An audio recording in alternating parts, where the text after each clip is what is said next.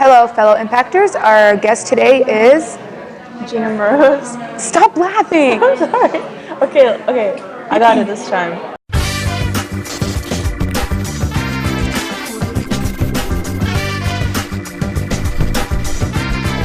Hello, fellow impactors. Today, our special guest is. GINA MOROZ. So, tell us a little bit about yourself. What do you do in our youth? I help organize events. I'm the party committee leader and I'm a group leader. That is amazing. How do you have time for all of that? By doing my stuff on time. So, no No procrastination. Oh, yeah. We can all learn a little of that. So can I. You procrastinate more than anyone I know. No, I don't. Yes, you do. How did you end up in our church? Well, a few years back, I'm not sure how long ago, but our church ended up joining Stefa's church, Bethany. So that's what happened. But I didn't really join youth until a couple years after that. And why didn't you join youth until later?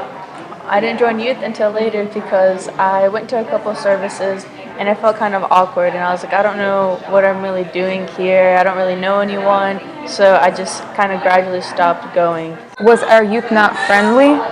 The youth was friendly, but I don't know. I've never been part of a youth before and I didn't really have a motivation to go. I was like, why should I go?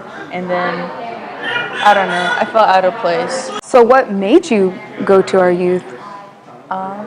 What made me go to the youth is I went to TBS and I came back with a renewal of mind, kind of. My whole perspective on church and God and my relationship kind of changed, and I had a deeper understanding, and I came back with like a wanting to help and to be involved and to go to youth services and to be part of our youth. Oh, that explains why you've become so involved.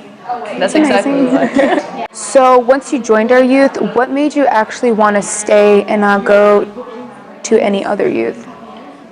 Well, the first thing I started helping out with was a New Year's party 2 years ago, and I just loved being involved doing that. I loved the people I was doing it with, and it was just a good atmosphere, and the whole youth, it's just everyone there, it just feels like home. So what is one of the activities that we do in youth that you love?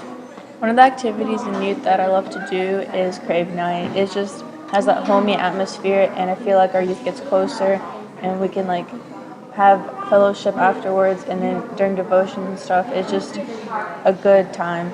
Who is somebody that you look up to in our youth?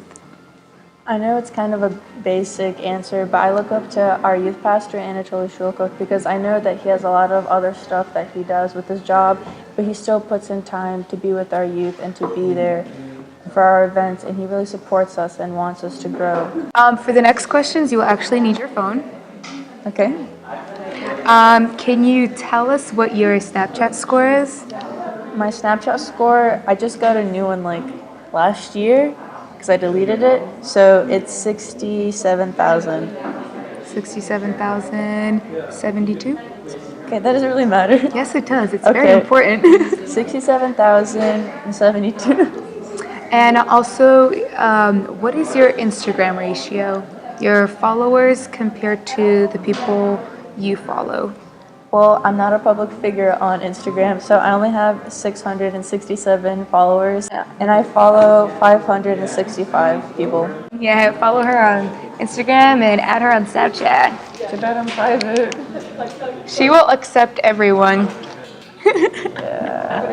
Next question. Tell us something about yourself that nobody knows. Well, I can't really think of anything, but I do have this one gray hair that will not go away no matter what I do. So, very interesting. That's all I can think of. Before we end off today's interview, we have one more question.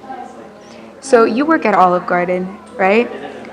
How many Russians a day do you see at Olive Garden? Well, I work weekends typically, so I see at least 5 on a weekend.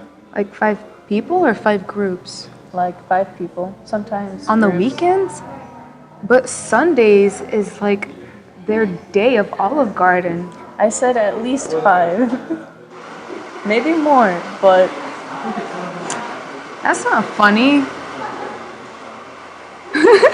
Oh, I have another question actually. I noticed that you have a scar on your forearm. What is that from? Which one? I think it's on this hand. I got this one from making really good banana nut muffins, and I got this one from burning my arm making breadsticks at Olive Garden.